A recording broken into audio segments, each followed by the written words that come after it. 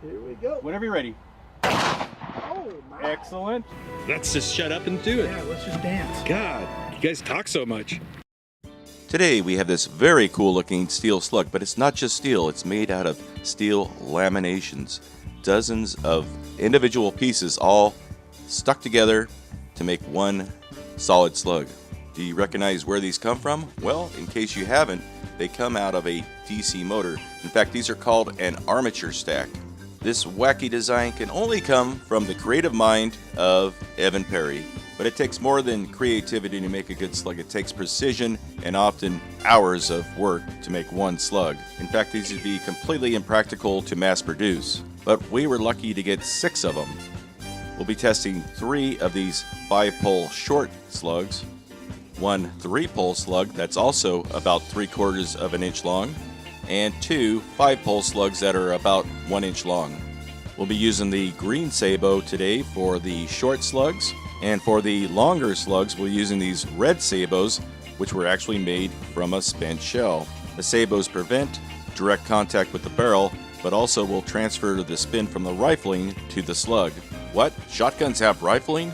Yes, you can get rifled barrels for your shotgun, at least in the US. We'll be using the FS12 gas seal and this cork wad. Thank you, Alexi. He sent me a giant bag of those things. And then on top of that, we have our slug sabot, and that stack sits on top of 23 grains of tight wad. We need a fast burning powder for these light slugs. And we finish them off using a roll crimper from the Reloaders Network made by Nick Ross. That roll crimper does beautiful work every time. And be sure to stick around because in this video we will be testing the fish bait ballistic gel. Welcome back, Topflater folks. Jeff behind the camera, Greg out here, Benson waiting on the table for us. Benson? Benson. Why not, right? Everybody arguing about what his name is, let's just change it, Benson. Hey, I hope you guys are sitting down because we have something wild for you this time. That's right, it's another slug. And this one's, again, made by Evan Perry in Texas. You remember some of the creations from Evan in the past? He makes some wild creations and they're all handmade. He whittles these things by hand. This one happens to be called the armature, and it's made from an actual electric motor armature from like a vacuum or something. But all hand whittled by Evan right there in his little shop. He must spend at least 2 hours on each one. I just want to say that. That is what I call hard work. Yes. 2 minutes to take mold, gel out of a mold is not hard work. So that's hard work. If you guys always want to know, how can we buy his slugs? Well, he's going to hand make you every one of these for about 2 hours. So you're probably not going to be buying a case of 500 of these anytime soon. I don't, yeah, it's so cost prohibitive. I mean, first you got to tear down a vacuum cleaner, then tear down the motor. And you got to buy all those vacuum cleaners. Yeah. So you've automatically got a $70 vacuum cleaner. You tear out the motor, you take the armature. Anyway, these are a little five arm armature here. Jeff's going to show you. We call that a 5-pole motor, thank you. A 5-pole motor? Yeah. Oh, I thought it was a cinco de cinco motor. Jeff's going to show you here on the tabletop, so I'm not going to talk about it other than I just noticed it's very, very light. So we're going to try it through a smoothbore shotgun. No, I think we need to go right to rifling with these, with this shape and everything. Yeah. Okay. Just folks, to make sure they fly. Wait, okay, here's the deal. Folks, this just in, we're going straight to rifling. Back to you in the studio, Jeff. Thank you, Derek. Greg. The reason we only have 6 of these, which represents probably a week's worth of work. Also, because of the shape, we want to ensure that they fly. We don't just put stuff in a shotgun and shoot it. We want to make sure that they're aerodynamically stable and everything, so that they're accurate. Not just throw a bunch of stupid things in a I thought that's what Topflater Mouse means in German, is put stupid stuff in a shotgun. It does, but... Okay. Well, then we're going to go straight to rifling, folks. I was wrong once again, so let's get to it.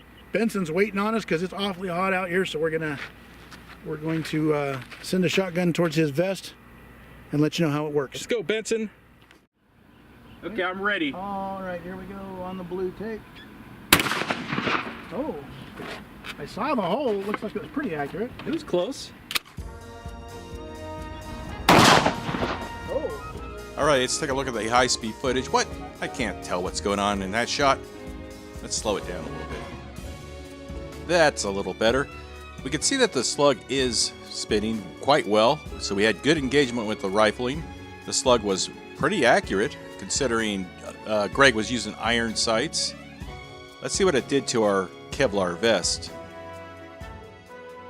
It looks pretty promising there. Well, kind of surprised. It was off just a little bit. And it's always subjective. Is it the Slug or is it Greg? It's always Greg. Well, you never know. Very light recoil. It was loud as heck, Loud though. pop, yeah, but rather light recoil. And let's see what we can see in here. Can we see anything in here? No. Nope. Man, I think it's buried. Oh boy. Okay. We'll be back in about 10 minutes. 2 weeks later. Okay. It's buried in there. Looks like a little revolver cylinder. It does. It does. Yeah, just been detangling this, unwinding this. What do you call all that? Delaminating this? Don't know. It's got Kevlar fibers inside, outside, wrapped around, up But and down. anyway, a couple layers of the armature stack did break apart. Oh, there we go. Here you go. They call that an armature stack. Oh yeah, that's what Is that in focus? I don't know. I can't see anything. Okay, let me see. All right. Okay, Does so we it got also- it out. We got it out. You can see the stacks of layers in there. Yep. And then one of these, or what do we got? Like four, looks like 4 layers there, peeled off from the front here. And really wound themselves, tied themselves in that, all those Oh, Kevlar it fibers. really cut through that vest. That was quite impressive. Fairly accurate though. Yeah. We got to keep our viewers happy too. They like seeing the lead plate, so that's... Dancing monkey for the viewers. Yeah, yeah. All right. Okay, I am ready. Here we go on the red circle.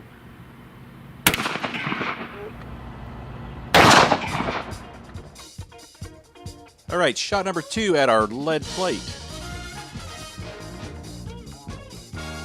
And just like shot number 1, we had good spin and very good stability. And for a slug that weighs half as much as a normal lead Foster slug, I think the amount of damage to our lead plate was pretty decent. Okay, shot a little bit high, but A little bit high. I mean, these things are about as experimental as you can get, and just hitting the plate Look how it is half burrowed, the battle. Yeah. it burrowed itself in there. And that thing, there's no wiggling. And that thing's not coming out. It's definitely in there, but burrowed itself in the plate. And then I found this on the ground about That's the back of the shot cup, Sabo. It punched out the perfect, exact shape of the... So it used to be a solid disc of plastic. Yes. And the force of all that basically cookie cuttered that piece of plastic right Yeah, there. yeah. That's how much force. That's crazy. Even with the cork, I used cork to try to mitigate that, and it still did it. That's a... it gives you an idea how much force is being, that slug is being under. It's surprising that some of these slugs don't get shattered themselves during that firing cycle. See how it does against the personal watermelon. All right, decorated up like Hank Trill. Yeah, okay.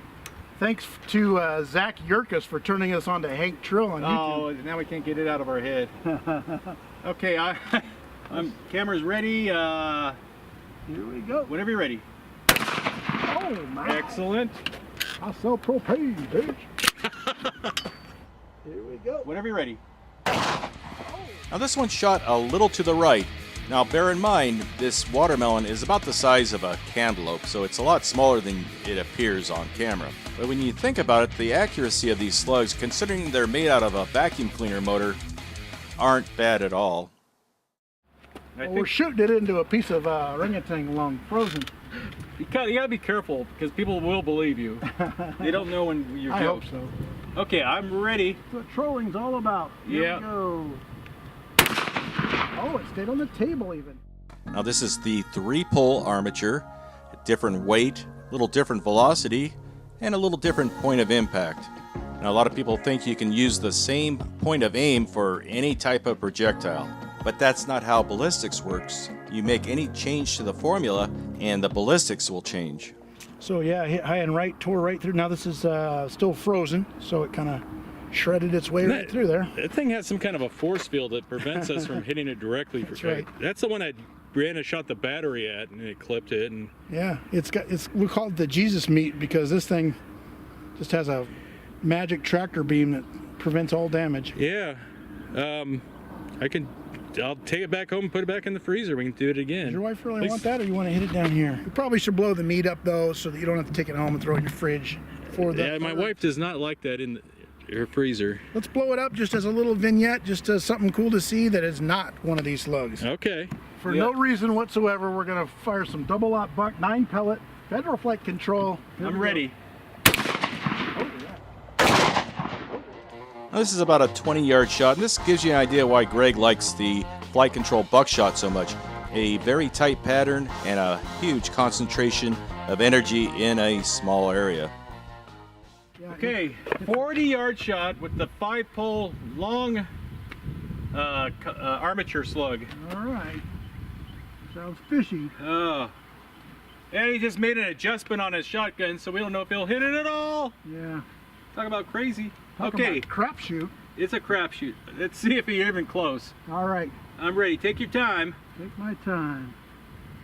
Here we go. Got it. Yeah, but where? That's at least you didn't clip the top left corner. Yeah, that's true. Got it. Now, the short slugs had really good stability, but this longer one had the aerodynamic qualities of a toilet paper tube. The way it was corkscrewing around, I'm amazed he hit this jug at all. That's 40 yards, folks. But as they say in the comment section, I would not want to get hit with that.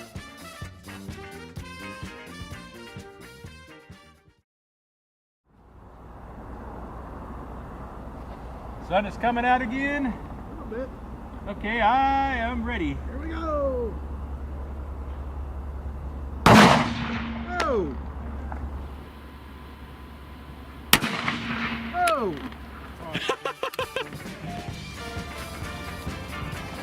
Let's go, Beaver. Oh, he almost hit the tarp. And finally, we get to test our plastisol fish bait ballistic gel. And if you didn't see our last video, a viewer suggested we try plastisol as a ballistic gel. Apparently, no one has ever tried this before, to my knowledge. Now, between this and clear ballistics, there's pluses and minuses about using either product. No, look at this. Look at that wound cavity of this thing. That's pretty awesome. I like the yellow, even though obviously I overcooked the gel a little bit, even though I never got to 350 degrees, folks. Fish in there.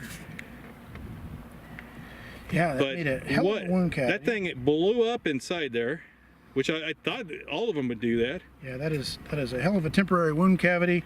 The round actually came apart. You can see looks like 3 major big segments, and then even one of the what'd you call those little stacks back here? Armature stack. Armature stack. Yeah, Yeah. that came off back here, but 1, 2, 3 big giant pieces broke apart out front. And didn't, that what we want to find out is if the density of this is the same as clear ballistic gel. And I see you've calibrated over here. There's a pellet in there. Right, I calibrated. I don't know why they call it calibration, because it's not like you can change anything. And we don't have a jazzy ruler to lay up against this, but I'm looking at this block. That's about the farthest piece there is about 9 inches in. So Yeah. 9-inch nail. Well, what we don't know is how far it would have gone into a clear ballistic gel block. So that might be a good next test that we'll do right now. Ooh. Shooting it each with a 9mm. All right, well, let's do that then. Yeah. Okay, so that's looks pretty good. I like that yellow block though.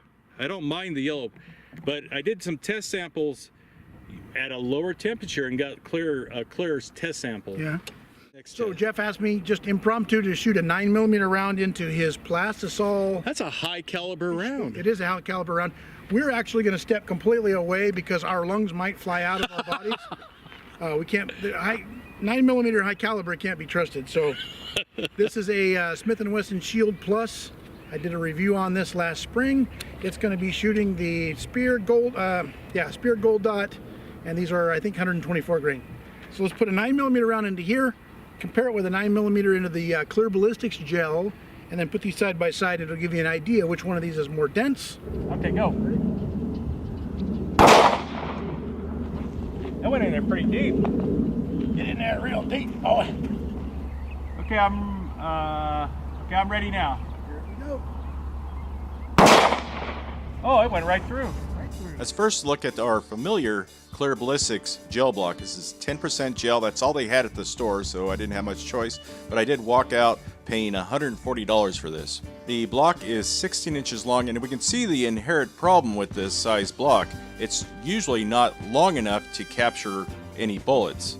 In fact, you'll see many channels have to use 2 blocks at a cost of around $280 just for one test. Yes, it is the standard, but it is very expensive. The Bait Plastics 362 plastisol was never intended to be used as ballistic gel, but as you can see, it works quite well, and we're able to stop the bullet inside this one block. In other words, we're able to do the same job as the Clear Ballistics at 1/4 the cost. It's almost to the point where it's cost effective to just throw this block away and recast a new one.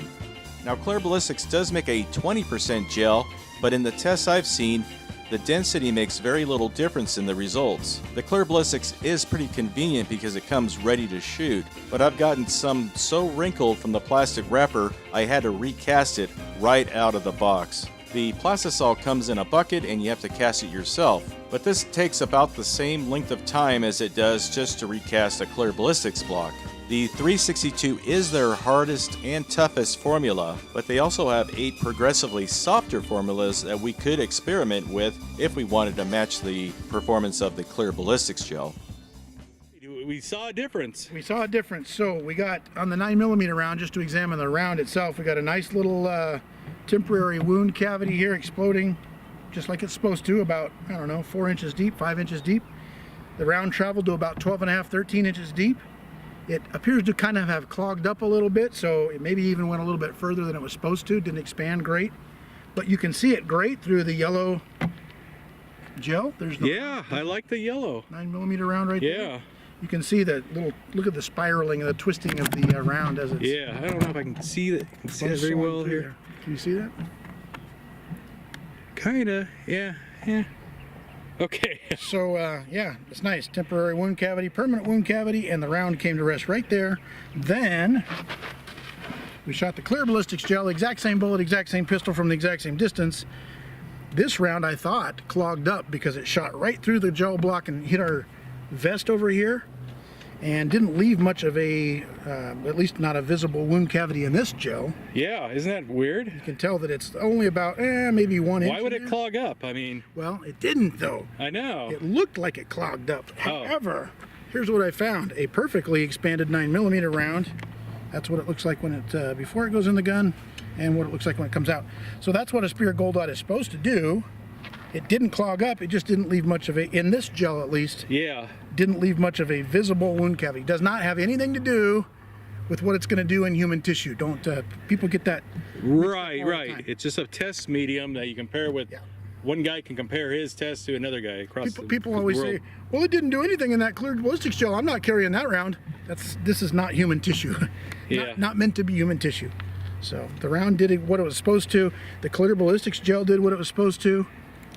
You wanted to get some more dense gel that we might one day stop some 12-gauge slugs in there. Right, yeah. Instead of using a 24-inch block, we could still do the test with a 16-inch block, and maybe have a chance of actually stopping the slugs in the block instead of them all going through. They almost always go all the way through. Because that's one of the things you actually hardly ever see as a 12-gauge slug of any design captured in gel. They're just too damn powerful. Yeah. We'd need 3 or 4 of these things laid out in a train. Yeah, and instead of 2 or 3 blocks of gel, two would probably do it.